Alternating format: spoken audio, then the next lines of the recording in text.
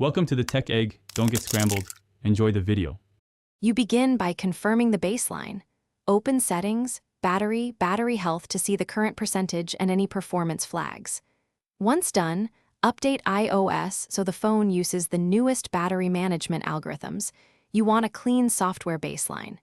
Make a backup before any big steps.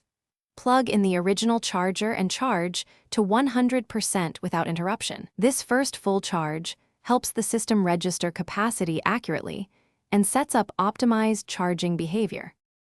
Now tighten up how the phone uses power so the battery ages as little as possible. Enable optimized battery charging and limit background app refresh for apps that drain power. You reduce unnecessary charge cycles. Use low power mode when needed and lower screen brightness while pruning location services.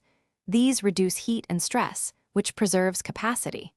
For daily charging, favor wired connections and try to keep the battery between 20 and 80%. Extreme temperatures accelerate wear, so keep the phone temperate. Finish by calibrating the meter. Charge to 100%, use the phone until it shuts down, then recharge uninterrupted to 100. This helps the system report accurate capacity.